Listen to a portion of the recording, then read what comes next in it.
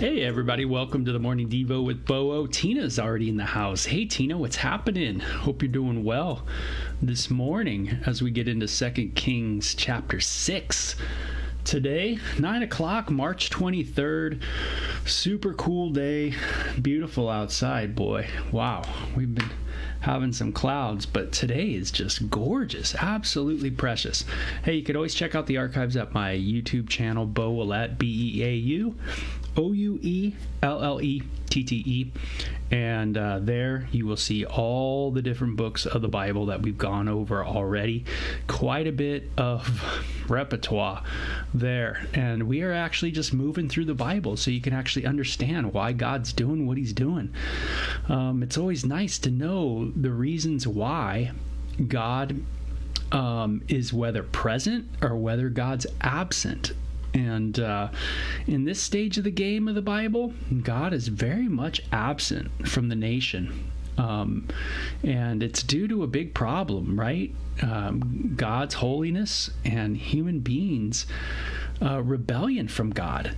And God has sent these prophets, groups of people to Israel, who Israel should have known to how to approach a holy being, a holy God, but they've rejected it, and they've gone the way of the world. That's what they've done. They've just kind of done what the world does, and kind of doing their own thing, worshiping their own gods and goddesses. And so these prophets have this relationship with God, and in turn are speaking to the government of Israel and trying to help the government come back to a genuine relationship with Yahweh, who did mighty acts in the lives of their descendants, Abraham, Isaac, and Jacob. And so that's kind of the big, broad picture of where we're at in the book of 2 Kings. Kings is about kings. And we've been talking a lot about this area of Aram, the Arameans, kind of where Damascus is. And they are not part of the 12 tribes of Israel. But we saw that God had even mercy on them at times, a lot of mercy on them, specifically to one commander that we went over, talked about yesterday, which was very cool. And his name was Naaman, and his leprosy was cured. It was a very, very interesting narrative. Now we get into chapter 6, and remember, Elisha is the prophet that we've honed in on. And this guy has asked for a double portion of blessing from his mentor. Ooh, I don't know if you've ever done that before, where you've gotten with a mentor. I don't know if you have a mentor, but you've gotten with your mentor and you said, hey, mentor, man, I mean, man, I love you so much. God, if I could be like my mentor. I've prayed some prayers like that before, for sure. I've had some wonderful mentors in my life, and boy, if God could give me a similar spirit and giftedness that some of these guys have had, I would be really blessed, for sure. And I know I could be a blessing. And so we're going to read about more of the amazing, if you will, super acts of Elisha. So one day, it says, the group of prophets, remember, there's a group of them in Israel. God always has a group of people that are true to his name. And they came to Elisha and told him, you can, as you can see, this place where we meet is with you is too small. Oh, they need a new fellowship. He says, let's go down the Jordan River where there's plenty of logs. There we can build a new place for us to meet. Hey, we're going to do a church project. This one's going to be down by the Jordan River, because where we're at, it's just not really, it's not fitting us. All right, he told him, go ahead. Please come with us, someone suggested. I will, he said, so he went with them. Elisha says, hey, I'll go down there too. And when they arrived at the Jordan, they began cutting down trees. But one of them, as he was cutting down his tree, his axe fell into the river. "Oh, sir," he cried, it was a borrowed axe. So it was a big deal, right? Axes weren't cheap. Man, he loses the axe into the river. And Elisha says, "Where does it fall? Where did it fall?" And the man of God asked. And when he showed him the place, Elisha cut a stick and threw it into the water at the spot. Then the axe head floated to the surface. "Grab it," Elisha said, and the man reached out and grabbed it. Awesome. How did this work? I have no clue. Right? Usually sticks are kind of symbols of like the cross. You throw, a stick. Jesus died on a pole, right? A piece of wood. Sometimes that can be something that's, you can kind of look at throughout the Bible and see if there's some kind of symbol there. The cross brings up something. I don't know. I'm sure some pastors have had some really good sermons on stuff like that. And maybe you have an idea on that. But all I know is that, hey, Elisha helped out his buddy. And I think that's the cool thing, in this is Elisha was a guy who miracles just weren't, designated for the big moment. And I think that's cool. A lot of times, in Christianity and in Christian circles, what I've noticed over my 35 years of being a Christian and being around the church environment is that sometimes, like, our gifts are just set aside for the big moment. That's when we utilize it.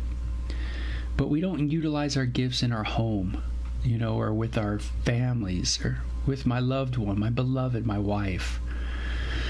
It's like if I'm teaching everybody at the church and, being an encouragement to them, but I'm not an encouragement to her, and I'm not teaching her and helping her understand the Word of God, then I don't know if I'm doing such a great job. I mean, what kind of really pastor am I?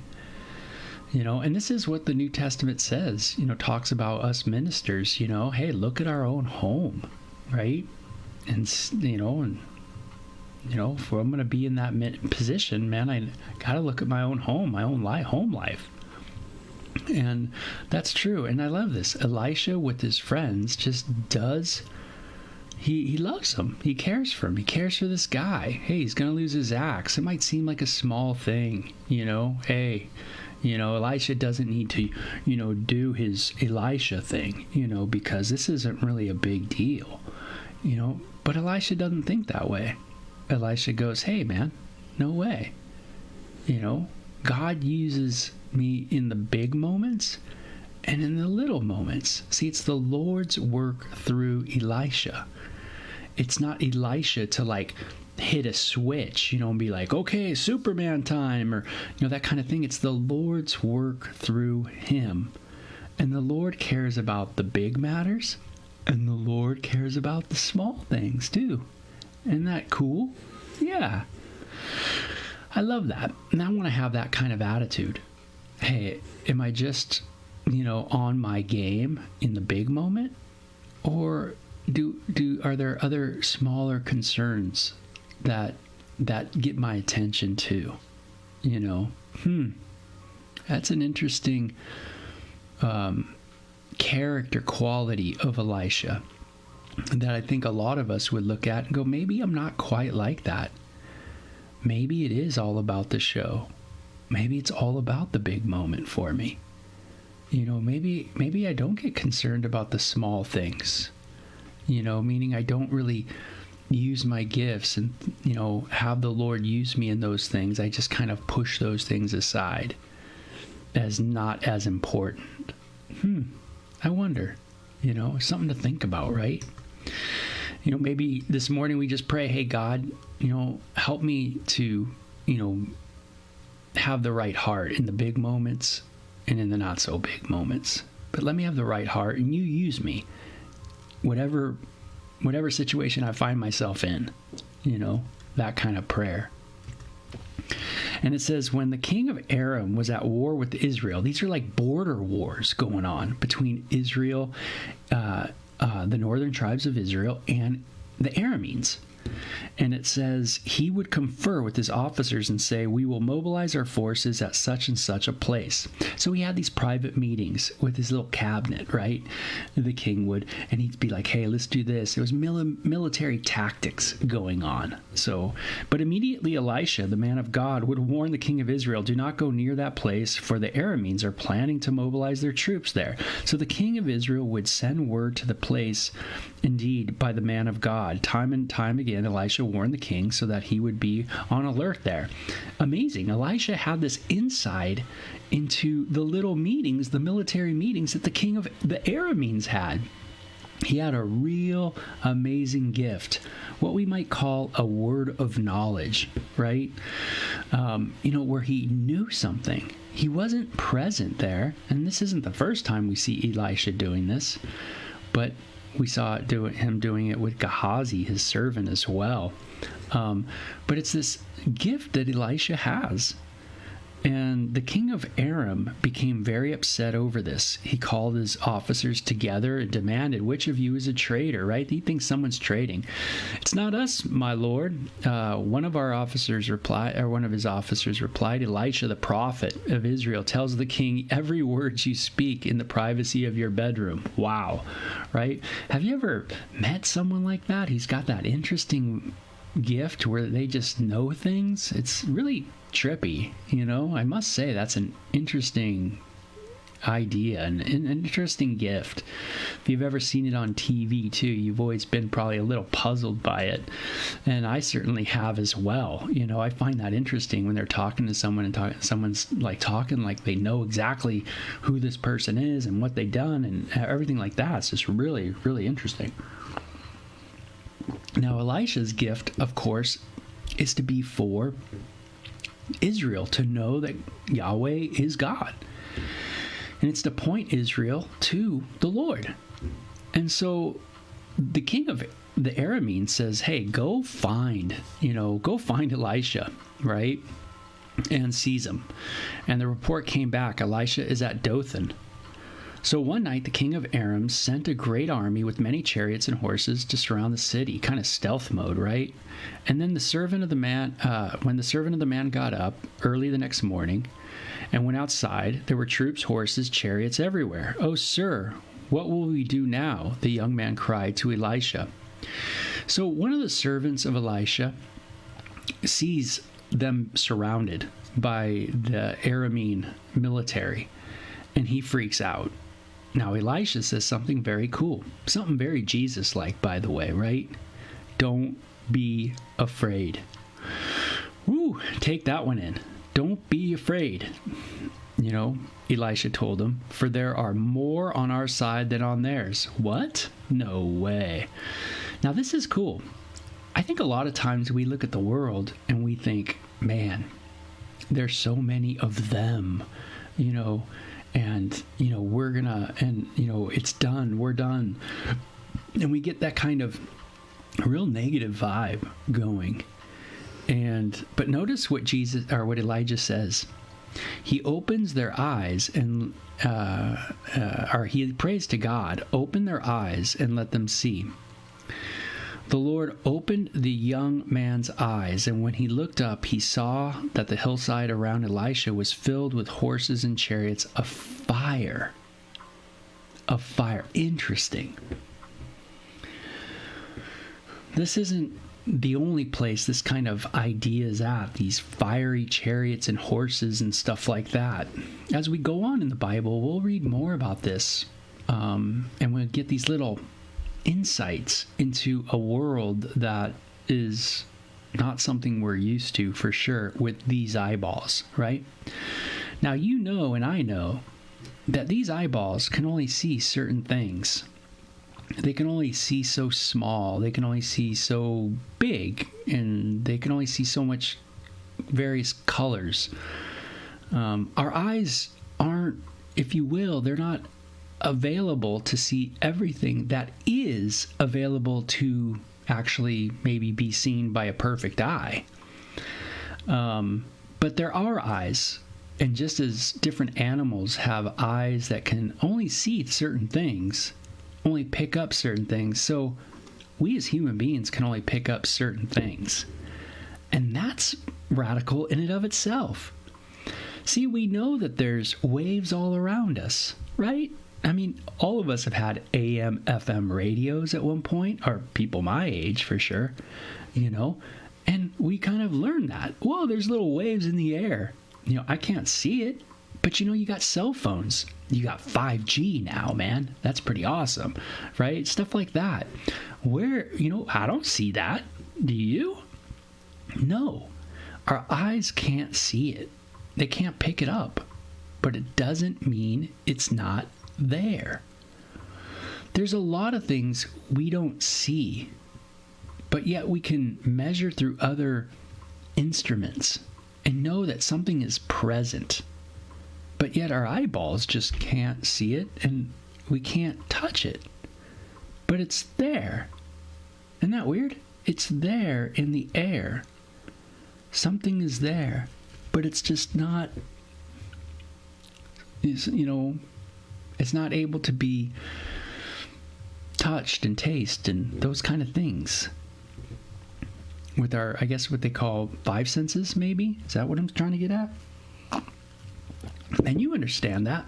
And doesn't that sound kind of weird, though? Elisha says to God, open up this person's eyes. The person's eyes are open up to another whole realm, another whole world. Talk about cool. I mean, another world that is around us right now, that I can't see with these eyes and I can't touch, but it's there and it's real. It's real in the sense as it's real in its own world. It's real.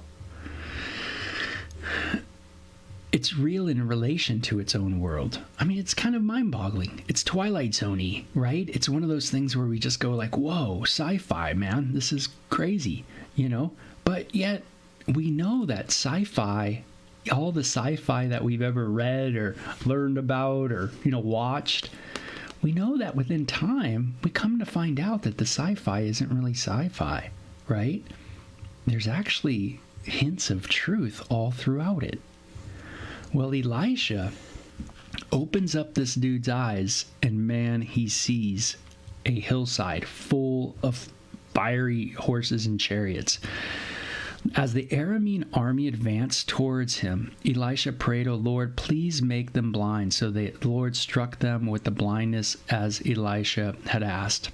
Now, wouldn't it be cool if you and I just really understood that there was a spiritual realm? A realm that we can't see, but it's around us. Would that make a difference in our lives? Would that make a difference in your life? Would it make a difference in my life?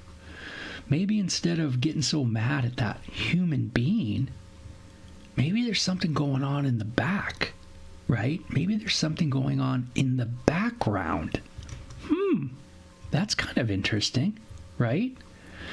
Are there passages in the Bible that make us think that, wow, maybe there is something in the background going on? And maybe I need to realize that there is a spiritual thing happening. And I need to be aware of that and set my mind maybe more on the spiritual than so much the things that are in the physical. Now, let me say this. Let me just try to balance it out a little bit, where I'm not so just rooted in the physical of what I see with these eyes, but I'm balancing that with what is the spiritual, what I know to be around me, right? What I know to be around me. And I don't mean getting freaked out like, oh my God, there's this and there's that and there's the spooky things, like that kind of thing. No. But notice what's around Elisha. Notice what's around him. Help. Isn't that cool? What's around him is help. It's positive. Yeah. And I think having that mindset is awesome. Hey, what's around me? I mean, some people look at it and they're always like, oh, it's this, it's that, scary, it's that, that kind of thing. But for those of us who are in Christ, man, I tell you what's around me? Help. The Lord is our helper. Yeah. And isn't that cool? The Lord is our helper. Man, he provides help. Not only in the here and now, and maybe the physical, but in the spiritual. There's help. I love that. So they're blind. Elisha went out and told them, "You have come the wrong way. This isn't the right city. Follow me, and I will take you to where what you are looking for." And he led them right to the capital city of Israel, Samaria, the northern tribes, right? Woo! Elisha. Well, a very interesting passage, right? Was Elisha being honest at this point in verse 19? Interesting. You think about it. Maybe ask one of our ministers on a reason for hope about 2 Kings chapter 6 and verse 19. And it says, as soon as they entered the city of Samaria, Elisha prayed, "O Lord, now open their eyes and let them see. O Lord, open their eyes." And they discovered that they were in the middle of Samaria. And when the king of Israel saw them, he shouted to Elijah, "My father, should I kill them? Should I kill them?" So the king of Israel sees the enemy sitting right there. Elisha literally has brought them right to the king. Right? You think that the king would just be ready to go, and he is. He's ready to go to battle and kill them. They're right there. And what does Elisha say? No. Don't kill them. Wow. I don't hear many people pointing out this kind of act of mercy. Here there's war going on. It's wartime. Elisha brings the enemy, the king, right before the king of Israel. And the king of Israel says, "Should I kill him?" And Elisha says, "Of course not." And what does he say? "Do we kill prisoners of war?" The answer is no. "Then give them food and drink and send them home again to their master." So the king made a great feast for them and then sent them home to their master. After that, the Aramean raided stayed away from the land of Israel. Wow. Kindness. A kindness was shown to these people. I love what Elisha says. Do we kill prisoners of war? Is that what we do in Israel? No. No, that's not what we do. And he feeds them and sends them home. So here now we get more relationship between the Arameans and Israel. Again, in the prophet too. Acts of mercy, right? Acts of mercy to non-Israelite people, right? Sometime later, however, King Ben-Hadad of Aram mustered his entire army and besieged Samaria. Here we go again. As a result, there was a great famine in the city. The siege lasted so long, a donkey's head sold for 80 pieces of silver, and a cup of dove's dung sold for 5 pieces of silver. Yikes. One day, as the king of Israel was walking along the wall of the city, a woman called to him, "Please help me, my lord the king." He answered, "If the Lord doesn't help you, what can I do? I have neither food from the threshing floor nor wine from the press to give you." But then the king asked, "What is the matter?" She replied, "This woman said to me, 'Come on, let's eat your son today, and we will eat my son tomorrow.' So we cooked my son and ate him. Then the next day I said to her, 'Kill your son and we can eat him,' but she has hidden her son." When the king heard this, he tore his clothes in despair, and as the king walked along the wall, the people could see that he was wearing burlap under his robe next to his skin. "May God strike me and even kill me if I do not separate if I don't separate Elisha's head from his shoulders this very day," the king vowed. Elisha was sitting in his house with the elders of Israel, when the king sent a message to summon him. But before the messenger arrived, Elisha said to the elders, "A murderer has sent a man to cut off my head. When he arrives, shut the door and keep him out. He will soon hear his master's steps following him." When Elisha was still saying this, the messenger arrived, and the king said, "All this misery is from the Lord. Why should I wait for the Lord any longer?" Wow. Now this is going to continue, right? Man, when a bad thing happens, what did the king do? He blamed God, right? Man, God, you did it. You've done this wrong, blah, blah, blah, blah, right? When, man, sometimes we act like that, right? Where we start blaming God for things. When really, instead of maybe looking at what I've been doing, maybe he saw Elisha's act of mercy as something that was wrong to do. And he says, these people come back at me, blah, blah, blah, blah, blah. I'm going to get Elisha for what he's done, whatever it is. But instead of him just coming to God and saying, hey, God, you know what, man, I need to repent of all my idolatry and really come before you, he doesn't. He becomes really, stubborn. How stubborn are you? How stubborn am I? That's a good question. And that's one to think about in our devotion time. God, help us with our stubbornness. Help us not to have this kind of attitude where we, blame you and we come at you, instead of coming before you and literally bowing before you and worshiping you and giving you the praise that's due you. It's interesting how we're good at complaining and we're good at blaming, and we get real good at being stubborn. But what does stubbornness do? What does that hard heart do? It just becomes calloused, and then we get more bitter and bummed. It really prevents us from loving people, having a caring heart. Was the king mad at Elisha because he was a merciful prophet? Maybe. And maybe we get mad at people because they're merciful. Maybe we think that they should inflict judgment, or they, and whatever it is. But maybe we get mad at them. We get stubborn and we get bitter, and we just turn into the bullies that we don't like.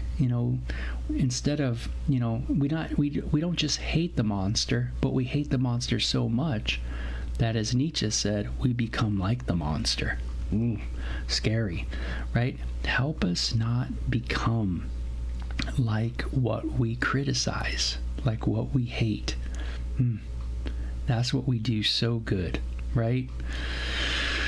One party in the United States is all for liberty, and then they get into power, and what do? Become totalitarian, right? That's how it works. We all become what we don't like. Oh, gosh. Yes, we need saving. So anyway, we'll pick up the narrative, though, tomorrow and finish the week on this kind of interesting narrative. So you guys have a good day. Think through some of those wonderful things we talked about today. Okay, take care. Bye-bye.